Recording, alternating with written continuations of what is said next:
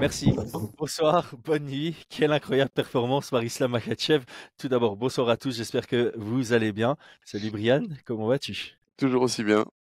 Ouais. J'en ai un peu perdu ma voix. J'ai l'impression que ça va être dur ce podcast, mais on va le faire. Avant toute chose, merci à Unibet de sponsoriser cet événement, j'allais dire, ce format générique. Paris sur le MMA avec Unibet. Quelle sera l'issue du combat? Une soumission? Un KO? Paris sur la prime numéro 1 avec Unibet. 100 € de bonus sur ton premier pari. Ok, Brian, que dire? Bon, écoute, je te lance même pas sur une question, je te laisse parler par rapport à ce que tu viens de voir entre Alexander Volkanovski et Islam Makhachev dans cette revanche immédiate pour Makhachev. Bah, je dirais un effet qui se coule, tu vois. Euh, magnifique ce qu'a fait Islam Makhachev. J'étais en train de regarder le combat, en train de me dire, oh mais quand est-ce qu'il va s'arrêter d'avancer, tu vois, quand est-ce qu'il va s'arrêter de devenir meilleur, tout simplement. Et puis avec une vraie opposition, avec au tout début, j'ai eu peur, je me suis dit, mais est-ce que Makhachev, il a vraiment envie de prendre ce combat, tu vois? Est-ce qu'il est...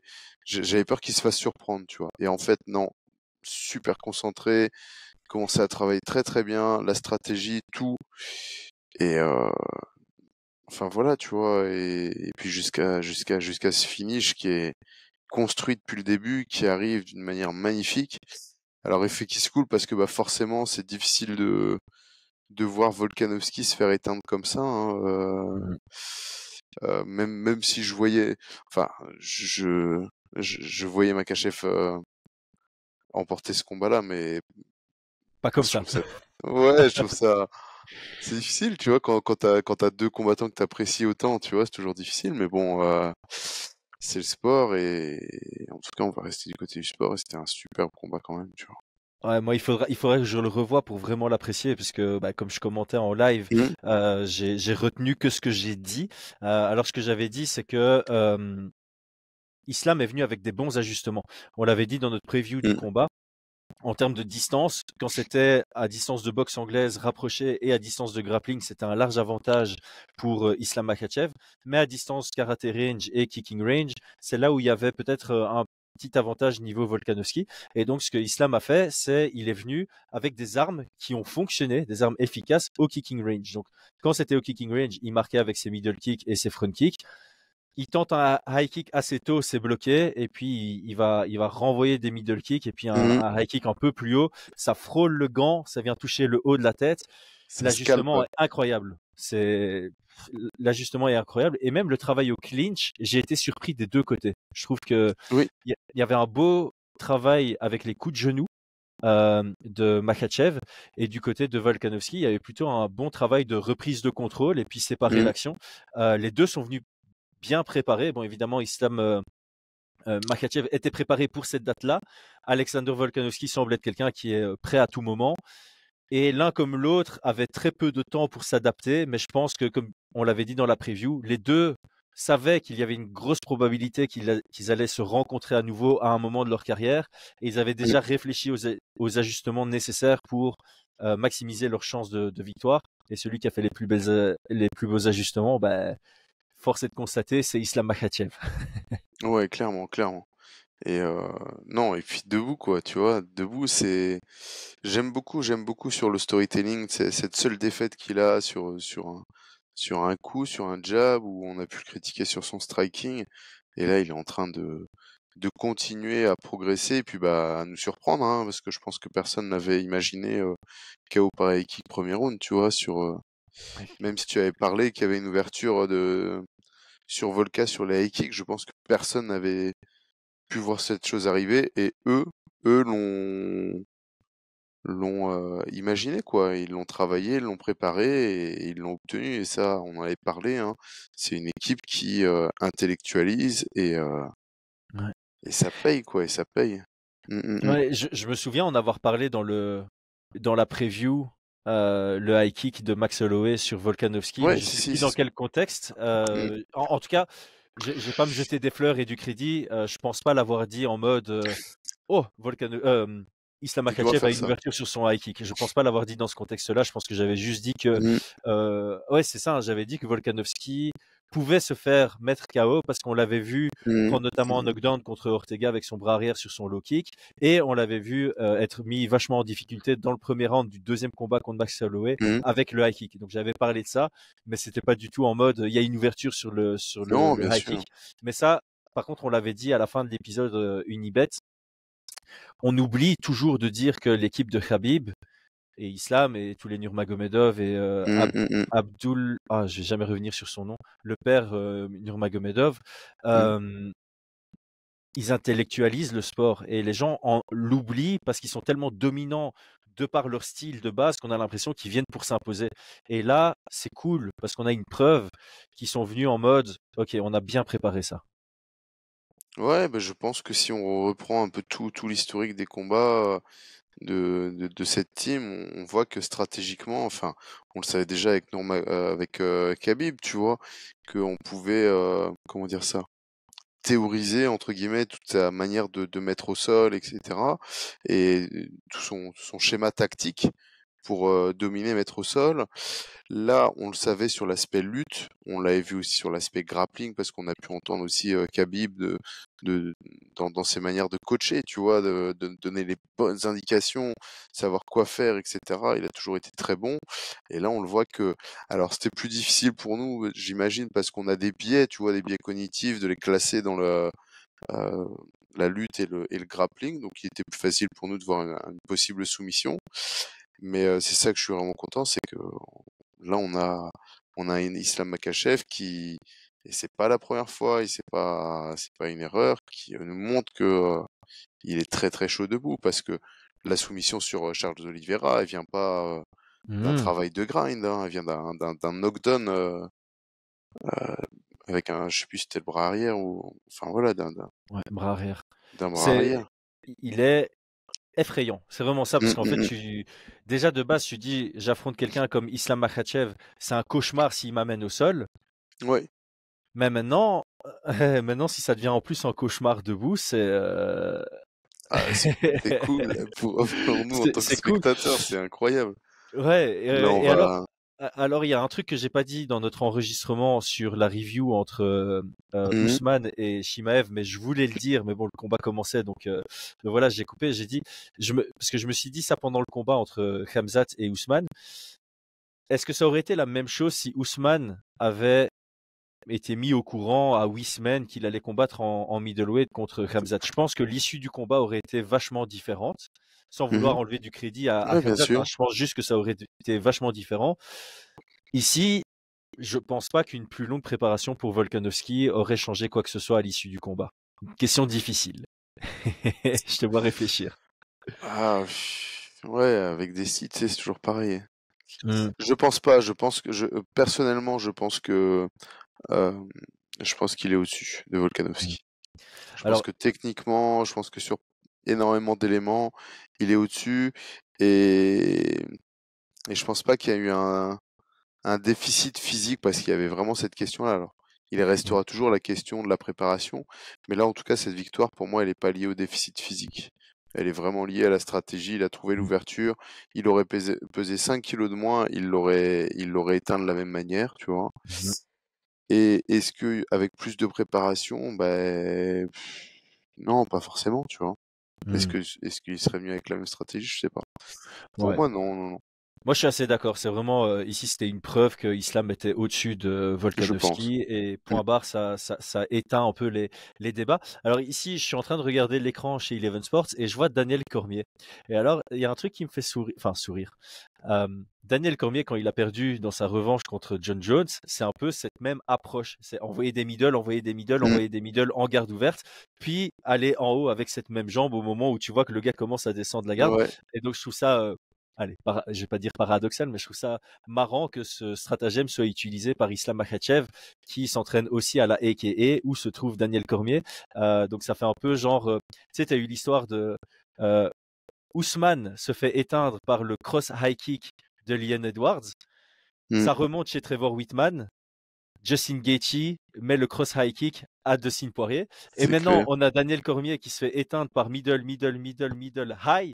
Et ça remonte par Javier Mendes. Ça redescend chez Islam Makhachev. Middle high, mais en un seul round. Je trouve ça assez intéressant. Donc, juste, je veux dire ça. Pourquoi je dis ça dans le podcast en plein milieu? Parce que ce podcast, on sait aussi qu'il y a beaucoup de combattants, beaucoup de coachs qui regardent. C'est une stratégie simple sur papier. Il faut la travailler en garde ouverte, travailler les middle. Une fois qu'on voit que ça commence à défendre bas, on va en haut. Ah oui, oui, ça fait depuis longtemps que cette stratégie, elle est utilisée et je pense qu'elle est très intéressante à ressortir de temps en temps, tu vois. Surtout face à des profils comme un Volkanovski. Volkanovski, je suis pas sûr qu'il a une grosse culture de combat derrière ça, tu vois. Est-ce que quand il faisait, avant de se mettre au MMA, est-ce qu'il regardait les combats? Est-ce qu'il a vu des Machida utiliser ce genre de stratégie? Tu vois? C'est des questions qu'on veut se poser comme questions Ouais. sur des nouveaux des nouveaux combattants entre guillemets, hein, tu vois, mais d'aller chercher un petit peu ce qui s'est fait avant dans d'anciens combats et te dire ah mais là ça avait fonctionné il y a 15 ans, c'était un peu à la mode sur une ou deux saisons, ça se trouve on le réutilise, ça va passer, tu vois. Ouais, Tu vois? c'est intéressant comme question. Et en parlant de questions intéressantes, on va commencer par le plus facile et puis on va aller vers le plus difficile. La suite pour Volkanovski. Alors, il l'a dit au micro, il veut se diriger, il veut rester actif. Ça, c'est le premier truc qu'il a dit. Et il disait janvier contre Ilia Topuria. Moi, je suis contre. Là, c'est un chaos. C'est un chaos. Tu prends Ouais. ce genre de chaos, tu viens pas combattre 2 mois plus tard. Je veux pas. Je refuse catégoriquement. Je veux qu'il combatte contre Ilia Topuria. C'est son prochain combat pour défendre son titre. Mais laissez-lui le temps, laissez-le minimum avril. Après, il faut voir ce que disent les médecins, évidemment, mais voilà. Écoute, je pense que Daniel Cormier a fait une erreur d'interviewer Grave. Volkanovski après s'être pris un KO et avoir été complètement éteint. Je comprends pas qu'il ait fait cette erreur-là parce il en a été victime une fois lui aussi d'ailleurs, sur Ouais. exactement la même chose. Ah bah, c'est à ce moment-là que Joe Rogan avait dit j'aime beaucoup Daniel Cormier, je sais pas pourquoi j'ai fait ça. À partir de maintenant, je n'interviewe pas des combattants qui viennent de prendre un KO. Ceci dit, il avait quand même refait par la suite, mais ça, c'est un autre débat. Ouais, D'ailleurs, ouais. il y a tous les mimes, tu vois, où tu vois Joe Rogan avec son micro interviewer dans d'autres contextes. C'est assez marrant. Mais donc ici, ouais, j'ai pas compris l'interview. Je l'ai dit au micro, d'ailleurs, j'ai pas compris pourquoi il a été interviewé. Et tu voyais qu'il était dans le mal. Il a dit 10 mots, et sur les 10 mots qu'il a dit, 4 fois, c'était obviously. Donc Topuria, bah écoute, si en janvier normalement si ça se fait pas, ça sera ça sera la ceinture intérimaire, hein. Contre Max Holloway, hein. Ouais, après les ceintures intérimaires, normalement tu les mets en jeu quand il y a un champion qui est indisponible pendant longtemps.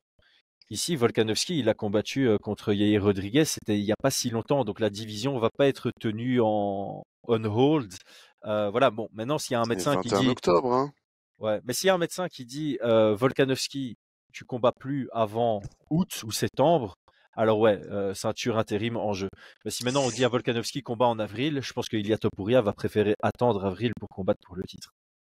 Ouais, mais bon, Max Holloway vient de gagner aussi, tu vois, il pourrait être. Moi, je t'avoue que je voudrais voir Max Holloway contre Topuria et le vainqueur. Ouais, je suis vraiment pas contre. Je suis vraiment pas contre. J'émets juste un doute. J'ai pas envie d'attendre avril. Attends, je suis tout rouge parce qu'il y a l'écran ici qui est devenu rouge. Voilà. Hop, je suis tout noir. Ah non, l'écran au-dessus aussi. Je me dis pourquoi je suis encore rouge, j'ai éteint l'écran. Mais mince, j'arrive pas à l'éteindre. Bon, tant pis. Vous aurez la fin du podcast avec Chris tout rouge. Je suis pas énervé, j'ai pas chaud. C'est juste un reflet d'écran. Ouais, j'ai mis juste en doute. Je sais pas si l'UFC va vraiment faire ça, mais c'est un très beau scénario. Si on a Ilia contre Max Holloway, j'aime beaucoup. Et le vainqueur contre Volkanovski, j'aime beaucoup, surtout si c'est Ilia qui gagne. Je suis pas certain que je suis vrai. Max Holloway a vraiment réinventé son jeu. Je trouve que. Écoute, tu sais, c'est toujours pareil, hein, l'histoire elle se construit. Et s'il fait une démonstration contre Topuria et qu'il le met, on peut imaginer, j'en sais rien, tu vois, qu'il le tient à distance, qu'il le met KO et tout de manière très autoritaire. Voilà, je pense qu'on va tous espérer le revoir champion. Je pense qu'on espérera tous un jour revoir Max Holloway champion. Ça reste quand même, je pense faut pas l'oublier, mais une personne qui a beaucoup inspiré qui nous a beaucoup inspiré, tu vois.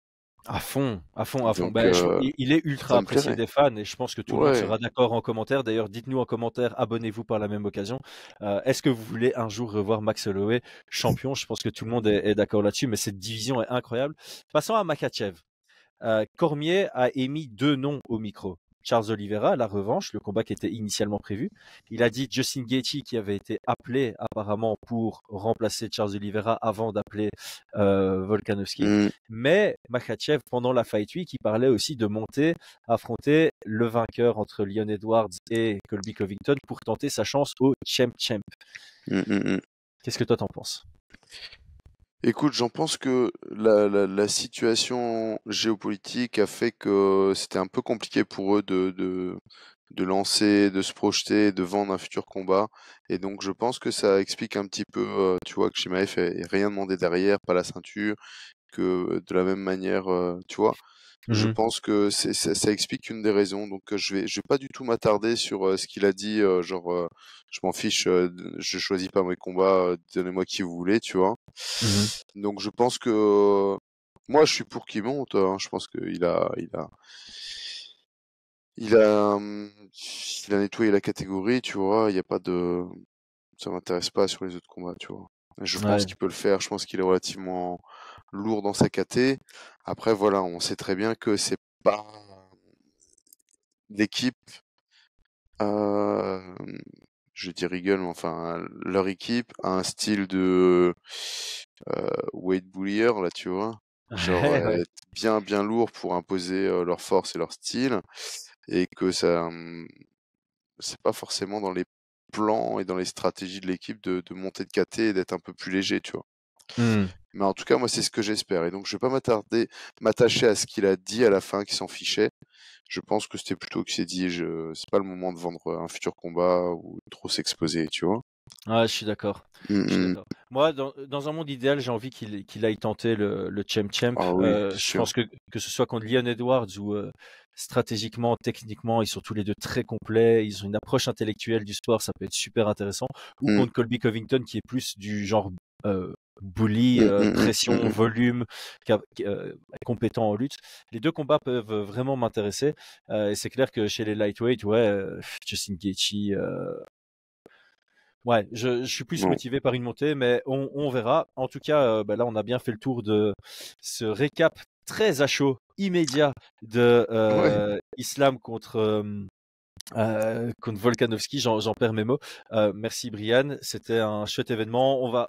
On aurait pu parler des autres combats, mais sinon ce sera un trop long podcast. On verra si je couvre ces événements demain. Merci à toi. Merci à toi, merci à tous pour nous suivre et puis dites-nous ce que vous en avez pensé de ce combat. J'espère que vous avez kiffé. Et s'il y en a qui ont parié high kick premier round KO, je veux les preuves. Je veux les preuves et si vous avez les preuves, respect parce que ça. Ouais. Et c'est là, et en fait, vraiment, comme personne ne le voyait, respect à. Je pense qu'on va finir ce podcast en disant respect à Islam Makhachev, entre parenthèses, et à son équipe parce que c'est toujours un travail d'équipe, mais tout le crédit revient à celui qui ose rentrer dans la cage, faire ce genre de dinguerie. Ouais, merci. C'est incroyable. Ouais, bonne soirée tout le ou monde, bonne journée à tous. Ciao, ciao.